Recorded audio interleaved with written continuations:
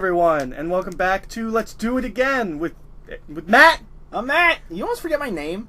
No, I was gonna say I was doing it as I was Matt. Oh, so I started to say my name. I was like, oh, it'll be funnier if I pretend to be Matt. With Matt and Eric.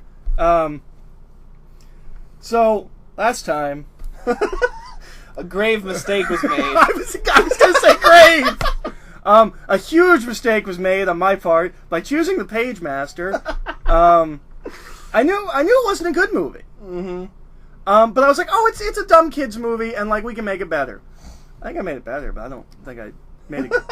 My pitch is bad. I'm gonna tell everyone up front. I'm glad I'm going first because my pitch is bad. I think yours will be at least because an this interesting movie talking point. isn't good, and I did a remake, and so remaking this movie, I just made better literary references. Like, that's all I did. And I made a little bit more of a character arc.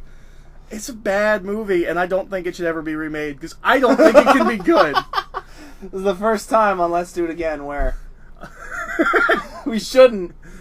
No, and I want to do movies that shouldn't be remade, because we remake movies we shouldn't all the time. Here at Geek Evolution, we're all about coulda, not shoulda. Yeah. So, yeah, Pagemaster's really bad. It was a hard rewatch. Yeah. It was really hard. It's a whole lot of nothing for all of it. And no object permanence. Oh, is there a giant squid? Oh, turn around, it's gone. It's gone. That's not a threat anymore. Yeah, I forgot it was even there, sorry. So, I'm sorry, this episode's probably not going to be as good as our previous two episodes, because the topic isn't as good as our previous two episodes. Nah, man, we just gotta work harder. People hated that RoboCop reboot, but it was 1,000 million times better than the Pagemaster. Stuff happened. Yeah, there were things, there were characters. So, yeah. Alright, so I'm just going to go into my pitch, which, I just called Pagemaster Reloaded, because I thought it was funny. I thought it was funny. Maybe Reflipped? Is that a better Pagemaster Reflipped? It's a remake. I did almost no casting, because I was so bored doing this, I didn't even think of it. So maybe I'll come up with some casting choices as I'm talking. Basically, Pagemaster's a road trip movie. Road trip movies are hard to pitch, because it's just, this happens. They bump into this thing. So that's kind of all I have. It's based solely on the hook of who's doing it and what are they going to see, you know. Yeah, like I don't know how you scene kiss, or I don't know how you would pitch like Fanboys. Like it would just be like, and then they meet this person, and then hook, though, because it's like they're going to steal Phantom Menace. That's awesome. Well, it has a plot, but I mean, like the actual like meat of the movie. Yeah, well, you know. You don't tell them it's just a road trip movie. I feel like most road trip movies, you don't pitch, you just give them a script and like, look at all the funny things I wrote. So I take the original conflict between the son and the father that makes no sense. One of the biggest problems with Pagemaster is that movie doesn't make sense because Macaulay Culkin, I don't remember his name, Macaulay Culkin. It's Richard. Yeah, I have that written down. I refer to him several times in mine. Yeah, I was like, I have that written down. Richard, he's like a super, like, nerdy indoor kid, but he has not discovered books. At a time when that's all you have. Where's he getting all of this information about statistics and things? So he uncovered an accountant's diary. But something has happened in the past 20 years that makes that character make more sense. Books have died. Kind of, yeah. He's still... He's a huge internet geek, isn't he? I specifically did video games, Netflix. Yeah. Like, he is the, well, I'll wait for the movie kind of a person. He's big into video games. His dad, unlike in the original film... Man, can I just say, can't wait for kids to grow up and go, what are you playing? Bioshock Infinite? I'll wait for the movie. Can't wait for that, because then I'll... Oh, Metal Gear Solid 7? It's probably not as good as the movie. I'll wait for the movie, sorry. I don't have time to sit there for 40 hours. Well, Metal Gear Solid is a really bad pick, because it is just a movie. It's like an HBO series. Oh, man. If they just took Metal Gear Solid 3 and cut out the 20 minutes of playability and just made it a movie, I'd watch it. I'd go to theaters and watch that 11-hour movie. Anyways, so the dad in the original is kind of like a classical like dad. Like he's all about baseball and doing things outside. I changed that. Mine's a traditional geek.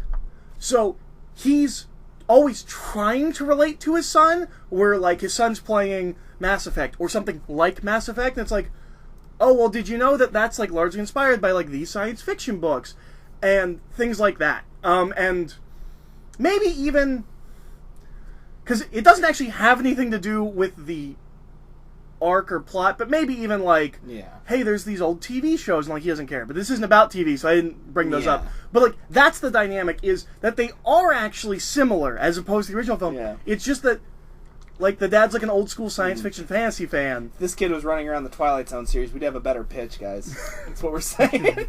but like so like the kid's kind of like a geeky modern kid. Like he is the person that does not read comic books but just goes sees the movies. Yeah. And is fine with that. Like he's just like, well, I know everything I need to know.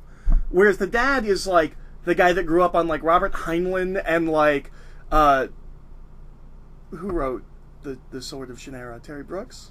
Yeah. I was just trying to think of a bigger fantasy series. But like that's who he is. So they have trouble really connecting. Yeah. And the dad keeps trying.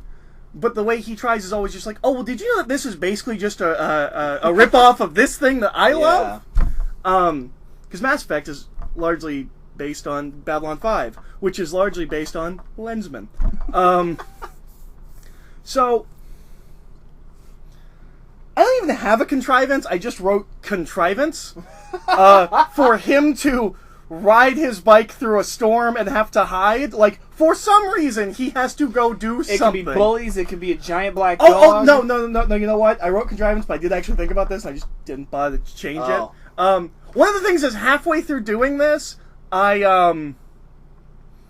started thinking about what my next prompt would be, and I started working on that pitch.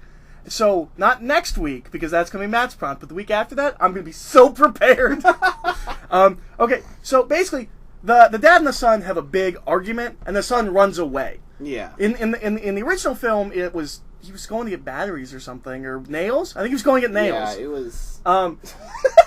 In this, he's like, screw you, Dad. I'm done with your crap. I don't care about Star Trek. And like he rides his bike away. It'd be awful if he died out in that storm. That was the last thing this kid ever said. I don't like Star Trek. Or like he's playing like Assassin's Creed. He's like, well, this is a lot like Alexander Dumas' books. Like the Three Musketeers, and it's like, I don't care about Three Musketeers, Dad. It's just a bad holodeck episode of Next Generation.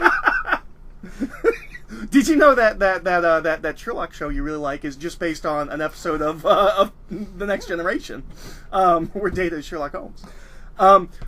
Data's a smart man, Sherlock. But so, like, he kind of rides away on his bike, or alternatively, I have in like brackets. Alternatively, to be hip, maybe Heelys. Are Heelys a thing? Can he Heely away from his house? I don't think he would be able to keep the emotional weight. I'm sick of this stuff, Dad. Anyways, I put things in my pitch to make me laugh. Yeah. To keep myself entertained while I was doing this. To prevent impending suicide. Storm starts up, just like the movie. God is angry with this child and is hurling lightning at him. And to escape, he runs into the local library. The librarian is played by Jeff Goldblum. The librarian is played by Jeff Goldblum because, like the original film... He's definitely the new quirky, weird old guy. Well, and like the original film, the Pagemaster is the librarian, or the librarian is the Pagemaster. Yeah. So, I didn't really cast him because he'd be a great librarian. I cast him because he'd be a great Pagemaster. Yeah. So Jeff Goldblum, that's really the only Not saying he isn't going to be the best librarian. Oh, he'll be better than the librarian. And again, kids, I don't know kids. Tom Holland. Yeah. Tom Holland as everybody, because I love him now. Tom Holland as Richard. Maybe his dad is English accent House. I can't think what the actor's name is. Oh, Hugh Laurie? Yeah, Hugh Laurie. Hugh Laurie is old geeky science fiction fantasy That'd be awesome. Yeah. So Is his son Stuart Little? Does Stuart Little heal you away? No, because Stuart Little is It's a mouse. No. Oh, yeah, but Is Stuart Little not the mouse? Stuart Little is the mouse. Okay. Oh, thank God. No. I was like, Stuart Little's Michael J. Fox. Like he's far too big to be his child. That wouldn't be believable at all. Anyways, so kind of the same thing as in the movie, except I don't know, like it. Instead of the big painting and everything dripping, which is a really cool image. Because the big thing I did with this was change the aesthetics. It's not a cartoon. Yeah. Instead, it's kind of like almost like reality opens. Like, okay, you have rows of bookshelves, right? Mm-hmm. And the camera is looking between these two rows of bookshelves, and then like it opens. And like two of the bookshelves fall away, and then opens, and two of the bookshelves. So like more and more of reality is like being torn, is being opened away, and he wakes up in this all new, different place. Now, here's the only thing that I was actually cared about in this pitch, and if it ever got remade, this is what they should do. It's not a cartoon. Yeah. It's a heightened reality and animatronics, or puppets, Oh, God. directed by Guillermo del Toro. That'd be good. Okay, so he wakes up, and the first one we meet is Adventure. The first book is Adventure. Not a pirate. He's a musketeer. Because I like Alexander Dumas. Yeah. Again, I didn't cast any of these. Basically, the time in Adventure is a redo of the scene from Three Musketeers, where at the beginning of Three Musketeers, he accidentally ticks off all three of the Musketeers, and then has a duel that is 10 minutes apart. This is that, except the three people are Sherlock Holmes, Alan Quatermain, and Don Quixote. The biggest thing, because I was like, oh man, I'm gonna put in all this cool fantasy action adventure. And then it was like public domain. Yeah, there's very little good public domain fantasy or. Oh, I learned that. Yeah. If there's anything that's weak in my pitch, it's fantasy. I got two ins, kind of. So that's kind of the adventure section. Is he accidentally interrupts an investigation that Sherlock Holmes is having? Mm-hmm. Sherlock Holmes is like, a duel, sir, and then he accidentally makes Alan Quatermain lose the map to King Solomon's mines, and then I don't know, they Don all over Quixote. Yeah, he kicks Don Quixote's he's donkey or something. Oh, Don Quixote. And then when they get together, they don't have a duel. They it's just kind of like the kids movie thing of I don't know why I'm here. I don't know what's happening. And the three guys are like, oh well, it's the Wizard of Oz, right? It's well, you have to go to the Pagemaster. The Pagemaster can get you home. And Adventure's like, well, I'll go with him. And it's a yellow brick road. Of course. Because that is public domain. Yeah. So, the other thing I changed was that... he gets all the books at once. Whereas in this, he gets the books as he goes through the lands. Yeah.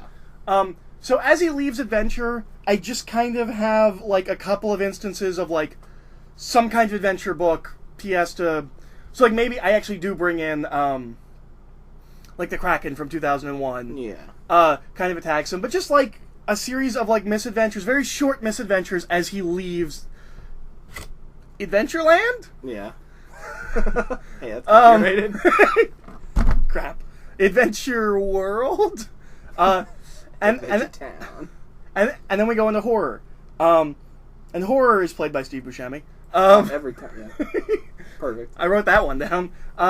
And, okay, so there's going to be a character thing where essentially we have the Telltale Heart.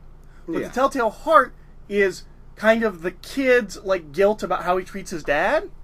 And so, he just, keeps, hearing this, and, when he finally opens it up, it's, him yelling at his dad. He just, instead of a heartbeat, he hears, Yeah. And then he opens it, it's him yelling at his dad, I don't care about Three Musketeers and Lensman's dad!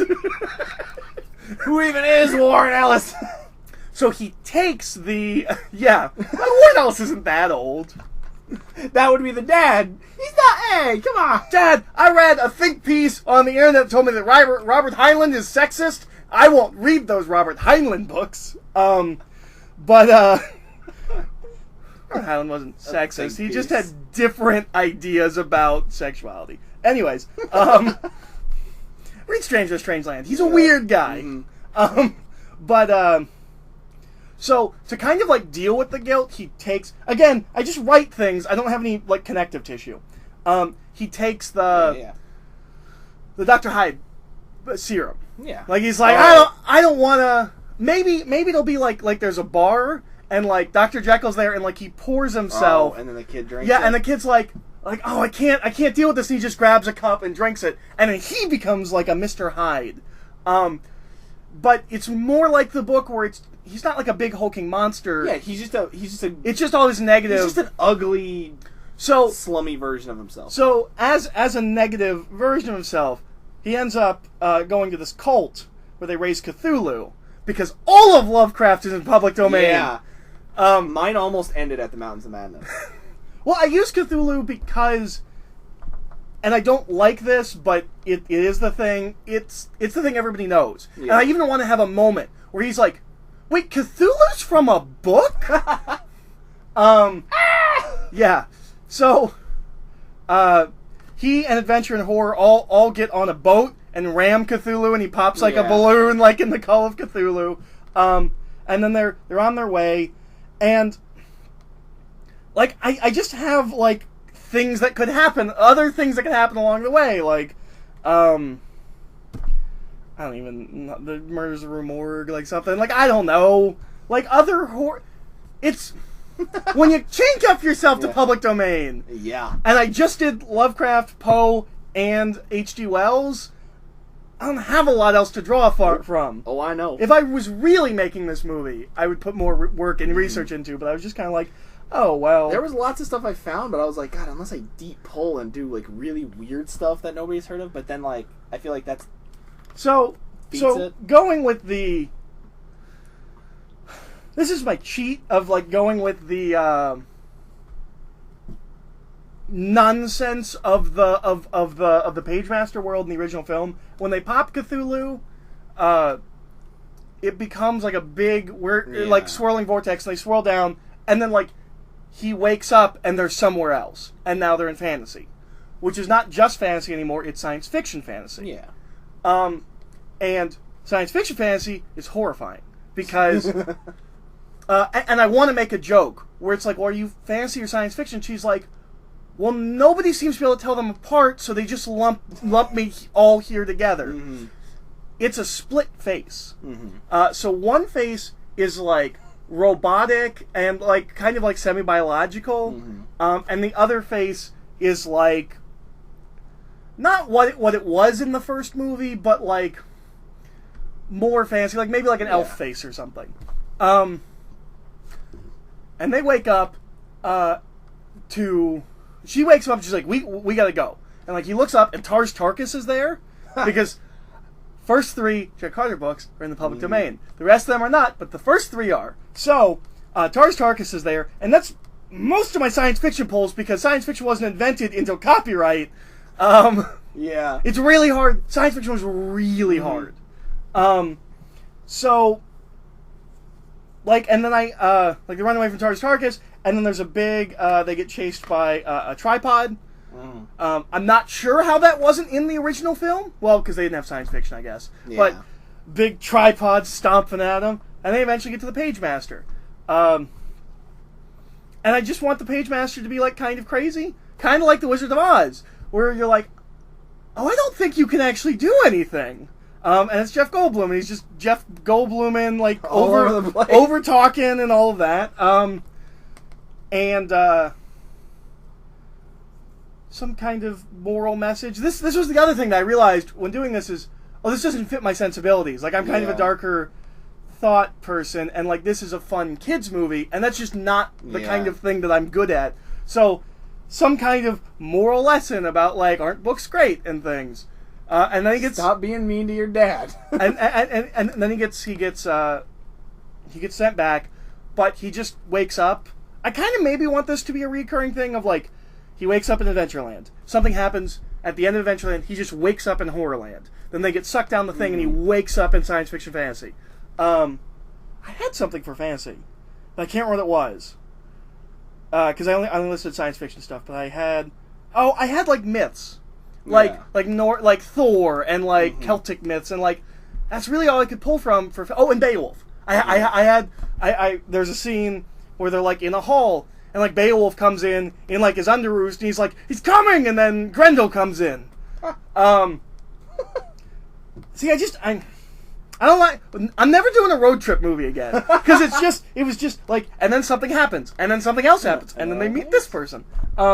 So he wakes up in the library, and Jeff Goldblum's like, "Hey man, like, you just ran in from the storm, and like you tripped and like you knocked yourself out." Well, but that can't be possible because it's Jeff Goldblum, and not only did we see Jeff Goldblum before, but he was a Pagemaster. If he just tripped and knocked himself out, how would he know that Jeff Goldblum works there? And he's like, oh man, like, books, and like, I want a really, really overdramatic, like, beam of light on like the fiction section where it's like, oh, and like, so he goes and he picks out some books that like maybe his dad's talked about. His dad probably owns, but he's a stupid kid, doesn't matter. And as he's like looking through all of the different sections of books and everything, Jeff Goldblum's sitting there, he's watching him, and two more books pop up behind him. One of them is an Abraham Lincoln book, and one of them is an Albert Einstein book, which represent history and science. And they're like, well, what about us? And he's like, don't worry, he'll get to you eventually. You know, let him get used to fiction before he goes to nonfiction. And then the kid goes home, and he spends time with his dad, and they connect over things. And that's kind of... it's not good, but it's not bad. It's better than the Pagemaster. It's definitely got a bit more heart than the Pagemaster, which kind of just says, whatever, he learned. He learned something. Go ahead. Watch a movie. Oh, we having technical difficulties? No, I'm just turning the AC on in here instead of over there. I like it. It's not bad. It's good. You're so scared of it. It's not good. It's just things happen. Which, I mean, is what the Pagemaster is. Anyways, alright. My pitch is actually a sequel to the Pagemaster. Because I was like, there's not a lot going on in this movie, but there's a world I'm kind of interested in. Where the books are kind of their own little connected world pieces.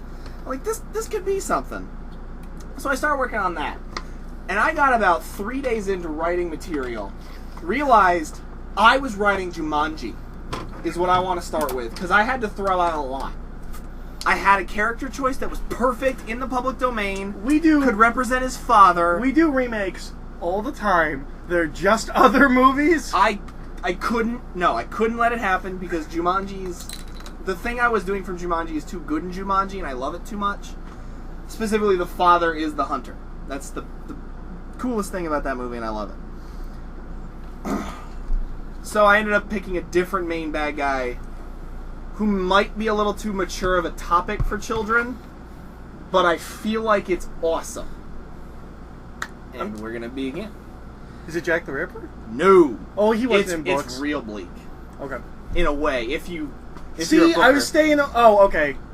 Because of the implication. Yeah. Okay, it's not that the pitch is bleak. I do have something really dark about it. We'll get there. Okay. It's 8 years after the events of the Pagemaster.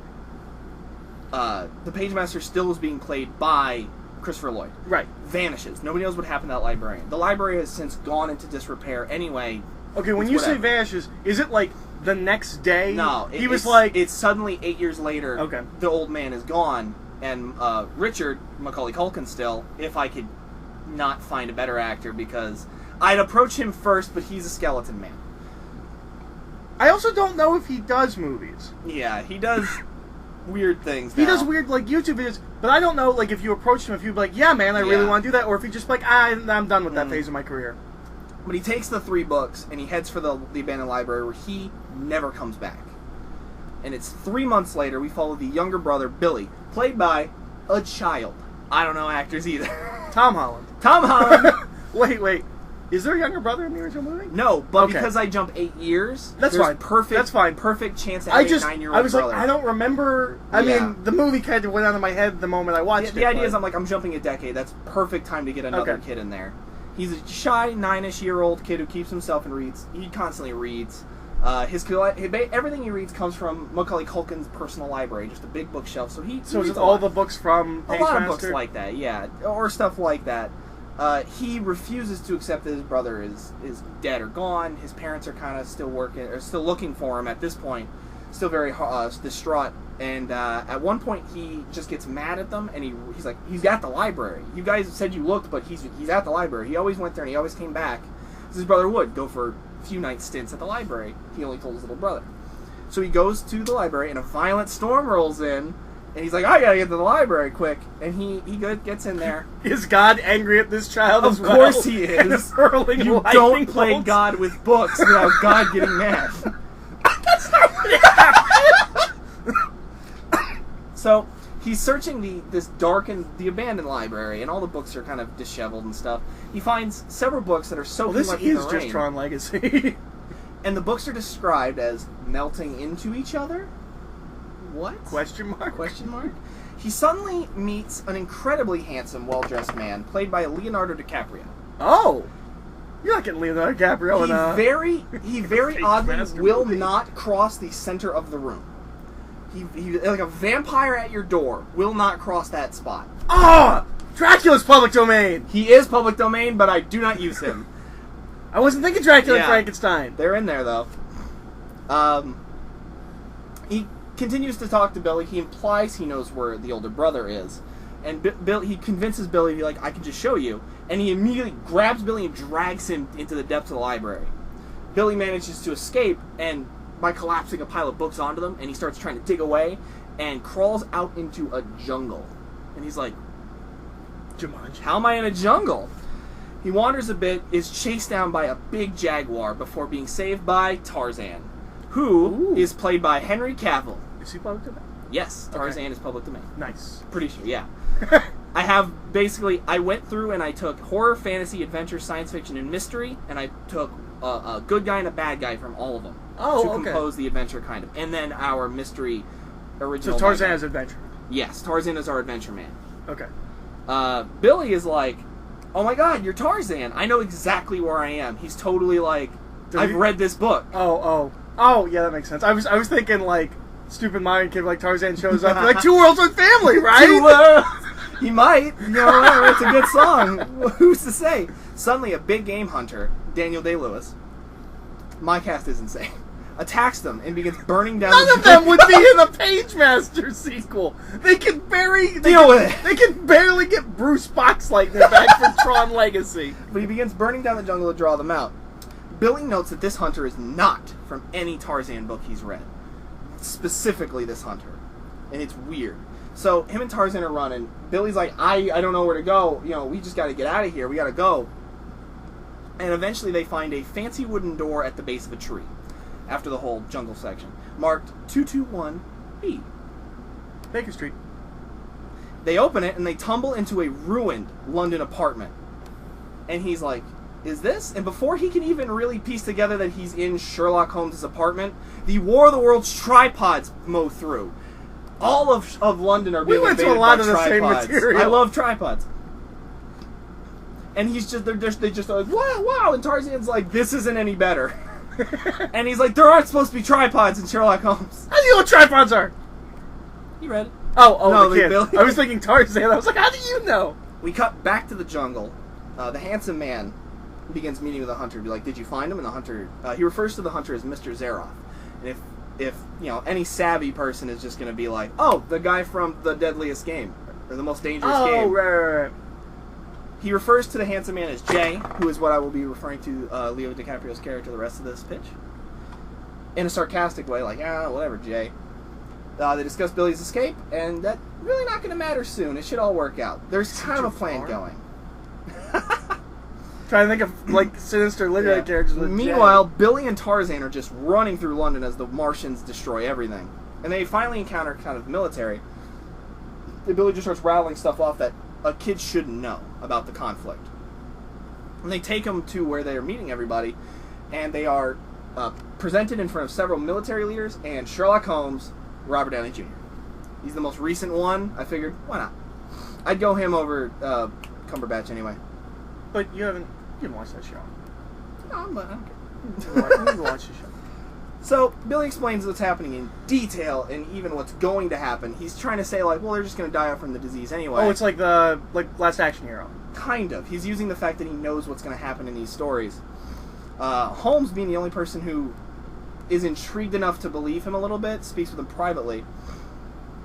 And just he's like, so, like, what are you doing here? And he kind of recaps him and tells him who Tarzan is, and he's like, interesting. And he's like, the Martians shouldn't even be here to begin with. So Holmes is like, this is a multiverse theory? That's fascinating. That's really weird. And he wants proof of the claims. And he also goes on this journey mostly because if Billy's right, the Martians nobody's going to stop the Martians for a week and then they're just going to die. So Billy deduces what book they're in based on what case Holmes was working on and thinks maybe if we just go to the bounds of the story where the author never intended anybody to go, you can find a way out. So they just go out into the just England, just out in the English countryside until finally it's featureless landscape for a while, and then they find a tiny cottage. Meanwhile, Zaroff is still tracking them, telling Jay that he's kind of found where they are, and he's like, don't worry, I've got some people that can move faster than you. Just tell me where they're going and I'll try and head them off. They find a small home, they go inside, and there's a giant cockroach that, in a panic, attacks them. Tarzan starts a little brief fight with it, and Holmes immediately goes, hold on, this isn't a monster, this is a person. Look at the state of the house. Somebody's been feeding this thing's been cleaning the place, there's no way this is just a random monster. And the cockroach stands up and introduces himself as Gregor Samsa, Metamorphosis. Yeah. Totally public domain. Yeah. Played by Colin Firth. I want Colin Firth to be Big Cockroachman. Billy has no idea who Gregor Samsa is. He's never read this book. This is weird. Yeah, that's kind of out of the realm of what Macaulay Culkin was reading in that first movie. So they kind of meet. He's just like, oh, there's a way out of here? Like, you guys are traveling, like, world? It's just a very vague... They just kind of keep bouncing around. Sherlock Holmes is the best explainer of everything at this point. Suddenly a cannonball will rip the roof open, and we get flying pirates everywhere. Captain Hook is the hunting party now. So they're like, well, where do we go? And then Billy's like, is there any place you've never been to? And he's like, well, I have a basement with a weird well cellar, and he's like, I've never been down there. So they run down there, climb in the cellar, and just as kind of pirates are busted in, they drop down the cellar and they fall into the rabbit hole, and they end up in Wonderland. Except Wonderland, Billy knows where he is. He's like, oh, Wonderland. But Wonderland's weird, and they navigate the Willy Wonka hallways with the keys and the potions and such very easily. Sherlock Holmes is a master. There's a lot of that. Wonderland is strange. Wonderland has pockets of strange futuristic technology dotting it now. Strange, like, modern-day apartments mixed with hover cars, monorails that seem to fade in and out. Everything's very strange. And they arrive at the castle, where the Queen of Hearts is kind of speaking to her people, and she's saying, a tourist to our land has left behind a magical chair. And using this chair, as soon as I can torture it out of him, we'll be able to fix everything. I don't think I cast the Queen of Hearts, only because I couldn't settle on one. And I think I just said Helena Bonham Carter because she was recent, even though I hate that she's the Queen of Hearts and the Red Queen, and that doesn't make sense to me. And that movie's terrible. It's not a great movie. But yeah, so they use she's attempting to use the time machine to fix Wonderland to before Alice kind of stomped her way through it. So they're like, well, where's Alice? Where is the time traveler? Suddenly, Pagemaster shows up. He's been hiding. Shows up, and then he sees the menagerie of characters, sees Billy, is like, Billy, oh my god, and he's like, where's Richard? He's like, I don't know where they took him. And he's like, well, who's the guy? Who's the man that tried to grab me? He said he had Richard, and he pulls that Pagemaster thing where he's vague, and he's just someone who must not have been very happy with how their story went. And we continue. Suddenly, I wrote it. Suddenly, comma, pirates, capital point, just come sailing down, flying. Captain Hook, Dustin Hoffman. It's Hook. I needed that version. He approaches her and is like, where is the Pagemaster? Where is Billy? And more importantly, where's the Time Traveler? Because the guy who hired me wants him too. She's like, no, he's safe in our dungeon. She's super arrogant. Hook's, please, she said where he is, not please, she denied him. So we get this huge Wonderland versus Neverland pirate fight that the characters then kind of fight their way through, get into the dungeons where they find Alice and the Time Traveler. Alice is a child actor. It's Tom Holland. And the Time Traveler is Guy Pearce. I knew you were going to... He was the Time Traveler in 2001. And plus Adrian Killian. Who cares? Also, that movie's really good until that third act. Until the Uber Morlock. And then it becomes like a movie where I'm like, I like what you're talking about. What's happening? Yeah, you didn't see this Uber Morlock through your film. This is just a weird guy. So, yeah, they, It's a mini time machine review in the middle of our pitch. It's a really good movie. And the third act's not bad, but, like, what's happening? So pirates bust in. They're chasing. A lot of action beats in this part of the thing. A lot of bullet point, they fight. Billy is too scared to help, but Alice gets a hold of a cutlass and manages to fend off a pirate. This is not her first rodeo. The Pagemaster tells him the handsome man needs the Traveler to use the machine properly and get him out of here. When questioned about that, he kind of just shrugs and says, everybody has their own rules for a book. Which, I don't know if I'll say it directly, but I would love to imply that Sherlock Holmes, by leaving, those Martians might kill everybody. Because they might not die in the Sherlock Holmes book. Oh. It might just be a rules problem. And that by mixing, everything might be really wrong. But the pirates start overwhelming him, and the Pagemaster says they need the Time Traveler. You need to keep him away from the handsome man more than you need to keep me away from the handsome man. I'll just let him catch me. It's fine, So he gets captured and dragged away. They run away. They escape into London. Again. I think I know who Mr. J is. They escape into London, and they're kind of walking around, and this London is dark. This London is very moody, and there's no signs of an alien invasion. Before you reveal who he is, when you get to that point, yeah, I want to guess. Okay, definitely. Based on what I know about you, and what I know about what you've said, I'm going to guess. So they deduce that they must be in another literary classic set in London, only this is a darker story. Perhaps they're in horror. Horror! They take refuge at a chapel where we get a lot of, just kind of a lot of character stuff. Everybody's kind of restless, finding out that their worlds might be compromised. Gregor's the only one with like human, because he's like, well, if I don't get back, how am I going to feed my family? Because they suck. Millie starts losing faith in himself, thinking, I'm unfit for this kind of stuff. And Alice is the one who encouraged him, saying, listen, it's not your fault. This is new to you. All of us, all this high-flying adventure, this is all we know. This is nothing. You'll come into your own, The rules of your world might be different than ours, but it's in everybody.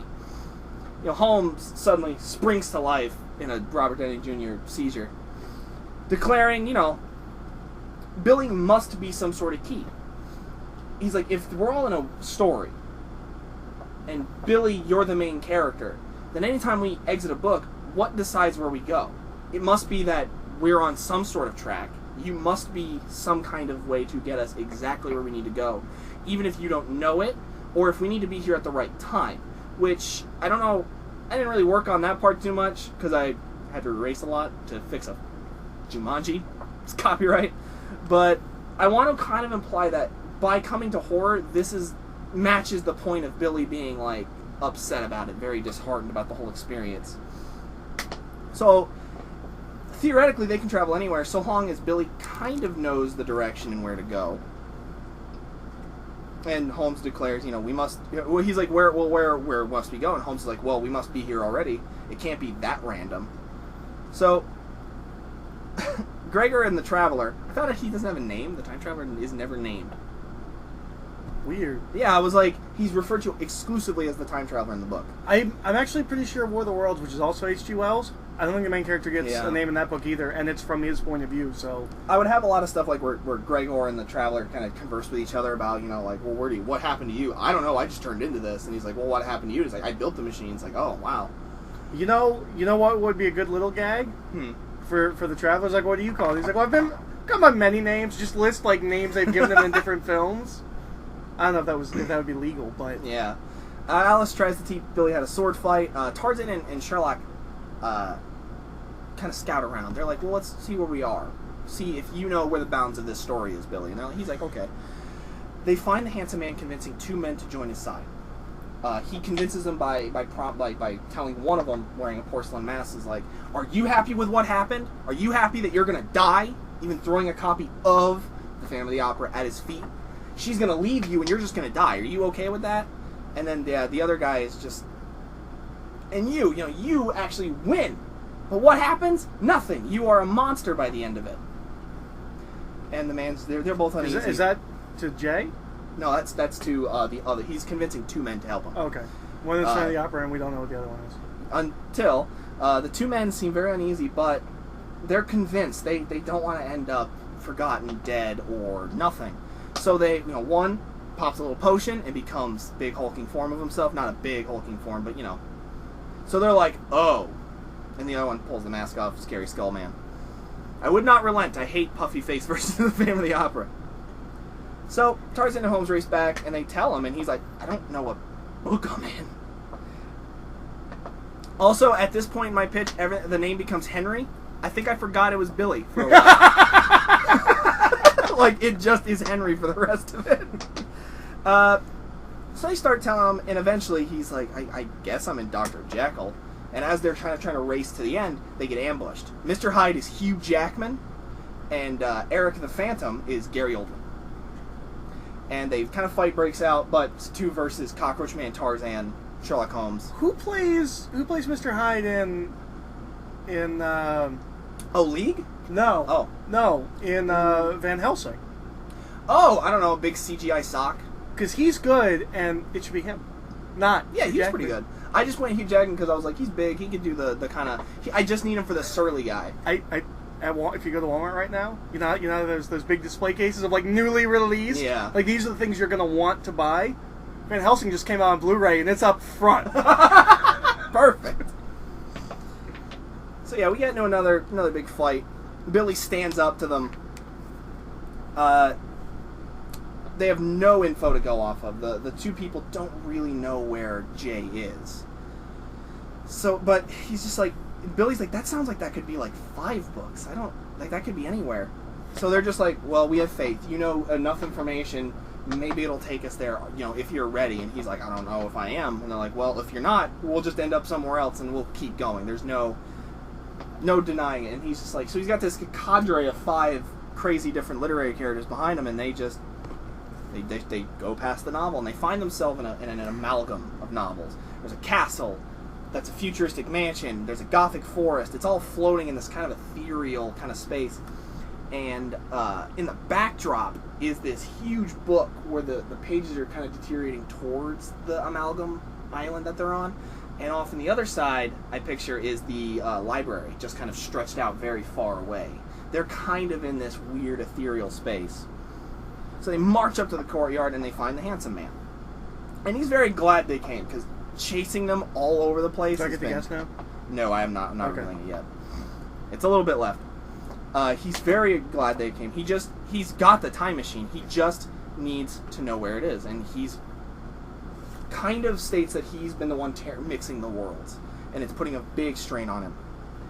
He needs to save somebody, and if you only let me win, everything will be fine. Everything has to go back to normal. And he's like, well, what happened to my brother? What happened to the old man? And he's like, they're upstairs. They don't matter right now. What just matters is you telling me how this works. And I wrote, Billy refuses, and the fight is on. I'm 9! No, he refuses, and then the fight is on. He says, fine, we can do this with force. And he rips open portals, and Zaroff, Eric, Hyde, Hook, and a tripod come in. Just a big fight. Billy hides, trying to get upstairs. Alice and Hook have a sweet sword fight. Gregor and Hyde get into a big movie monster throwdown. Tarzan and Zaroff get in a cool cat and mouse shootout. Sherlock Holmes and Eric get into a little sword versus cane fight. It's real cool. And then a time traveler looks at all these fights, looks up at the tripod, goes, "This isn't very fair, is it?" And just runs for the entirety of the finale as a tripod chases him through this castle. And then the handsome man follows Billy upstairs. I have a lot of weird comparisons I like to make at this point, like Gregor and Hyde eventually, while they're fighting, kind of debate their monstrous forms. And it's ultimately when Gregor is like, "I don't get it. I didn't pick this. Why would you do that to yourself?" And it's kind of, eventually he wins over Hyde through that idea of like, look what all you're going through and what you did. And it's like, I had a choice, and I'm still me. Why would you do that to yourself? And it's like, yeah, I did have good intentions at the start, and he gives up. So those two kind of end their fight. Holmes does his little deduction thing based on what Billy's been telling him. Can't change your fate. She loved you anyway based on the end of the book. She buries you, Like, she still comes back even though. And he gives up and states very ominously that I just don't think Jay's going to see it that way. Hook finally gets tired of this fight, calls in his crew, and just, pirates start pouring in everywhere. I might have other bad guys from other things, but, like, there's not a lot. You might get, like, the Wheelers, or, like, the weird headbutt guys from Oz. Oh. Just any of those generic mooks that they throw around. The putties of literary genres. Billy is almost caught by the handsome man until Tarzan shows up and saves him and starts, pounding on Billy. However, this lets Zaroff get the drop, and he shoots Tarzan several times, killing him. Billy is now caught and is brought upstairs, and he's like, Zaroff, just watch the door. Billy is brought to the room of the time machine, and the Pagemaster and Richard are there, tied up. The 3 books are also in a little magic container, and they're the same actors. I wouldn't replace them, because they're not that big a deal in mine. They try and plead, Richard and the Pagemaster plead with him, you can't change the outcome of your story. You're a character. That's not how it works. And Richard accepts responsibility, saying, I'm sorry I tried to help you. I should have never gone into your book and tell you what happened, even if you were one of my favorites. He refuses to acknowledge him, and he attempts to force Billy to show him how to use the time machine. Alright. I'm about to explain who he is. Would you like to guess? Is it Javert? Javert? No. Okay. He rips open a portal to a fancy-looking mansion by the beach with a little cottage off to the side, and that's when Billy is like, wait a minute. Mansion... her... You're the Great Gatsby, aren't you? Oh. And he's just like, yep, I'm the Great Gatsby. Richard came to me and tried to save me, but no matter what, I ended up dead and alone. And I have this whole, how is that fair? I'm the hero of that book. I can't end up like that after everything I did for her. And they're trying to plead with him. He's like, no, I'm going. They're like, the time machine might not work, Jay. And he's like, I don't care. I'm going to go back and I'm going to save her. I just need to get her, and then I can use those books to just get out of here and leave this place where your rules don't govern. That's why he's what's his name? Leonardo DiCaprio. Leonardo DiCaprio. I thought it'd be great because you're like, oh, Leo. And then you're like, oh, Leo. Oh, no, you just kept talking about like how bad everything was. I was like, yeah, Javert, I forgot he's the hero. Although, someone might want to explain to The Great Gatsby, not all books have heroes. He's not the hero of that book. He's very much like that in that story. Richard, but that's like, Richard is like, Billy, you have the power to change things. Being a Pagemaster isn't just a thing you are. It's a power that you yourself have to choose to be a reader and then to take that step beyond as an active participant into something greater. Kind of implying that Richard is kind of on his way to being a Pagemaster himself. This is me trying to take what that very little they give me in that book and just wring it out into a bull. Almost did it. He finally stands up and begins to manifest strange effects. He closes the portal to the mansion. He blows the time machine up, pops it. Jay is furious, but Pagemaster and Richard are freed by all this and grab him. So Billy gets the books out. Jay calls Zaroff. He quickly leaps up there and just shoots everybody. Just starts shooting at everybody. The Pagemaster is killed. We kill poor sad old man, Christopher Lloyd. And Richard is like, you can use the books to stop this. So Billy does so the only way he can. And this is I wanted to write more, but there's so little to do with public domain. I was like, dozens of portal open up as every possible person I can get. Like, we get Peter Pan, we get John Carter, we get Conan, the Tin Woodsman, the Lion. I don't think Conan's public domain. Well, several Conan books are. So it would specifically be the Conan's from... Like, King Conan would show up. So, just everybody. We have this huge battle. Tripod gets knocked over. Time Traveler's probably very relieved. Because Jay grabs Billy and brings him up to the roof to kill him. Holmes is the one to get up there and save him. We get a cool fist fight between the two. Billy finally manages to rip open a portal to the Great Gatsby and starts dragging Billy back in, or Jay back into it. Just pleading, this isn't how it's supposed to go. Heroes should win. You're killing me. There's nothing but death where you're sending me. And as he's yanked in, you just hear a gunshot from within the book. Kind of signifying it ends the way it is always supposed to be. He got sucked back in and was just left with murder. So the heroes win. Mostly everyone's sent home. Billy learns Tarzan's... I don't think this movie's appropriate for children. It gets very heavy. Billy learns that, hey, they do that in Adventure Time and it's dark. They kill Lincoln that way. It's kind of... But Billy learns Tarzan's gonna be okay once they send him back. Because Tarzan doesn't die. So he's gonna be okay. However, the Pagemaster is a guy. And he dies. But passes kind of the mantle on to Richard, who's like, it's fine. And Richard's like, listen, I'm not going home. I'm staying here, and I'm going to spend the next few years probably separating this mess that happened. Because characters shouldn't be hopping around like this. So, what do the books look like in the real world while this is happening? I don't know. Like, if you were reading the Sherlock Holmes story, would you be like, tripod? As far as I'm concerned, it's kind of like in the library. It's this weird little pocket. Okay. Plus, nobody reads anymore. It's 2016. You can get like everything for free on Kindle that's public domain. Yeah, they come downloaded. But he leaves. Sadly, Billy won't, or Richard won't. But Billy's like, that's fine. I had a crazy adventure. I got to meet all these people I really like.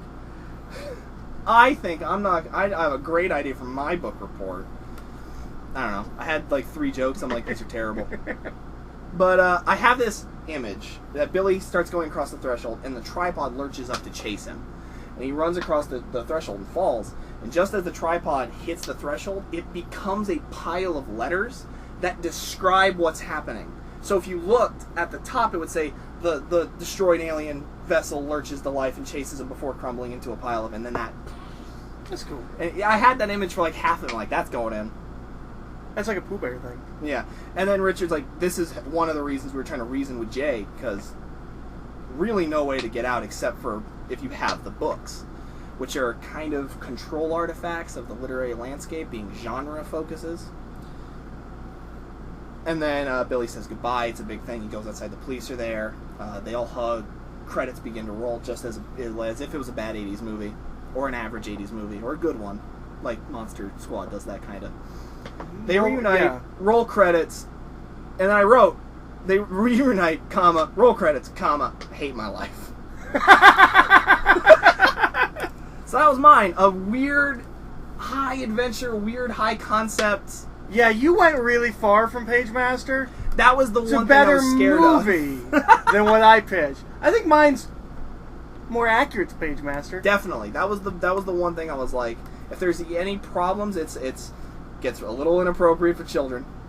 You know what? If they made your movie, you would have so many people who haven't watched Pagemaster in 20 years going, they ruined my childhood. Where's the books? Where are his book friends?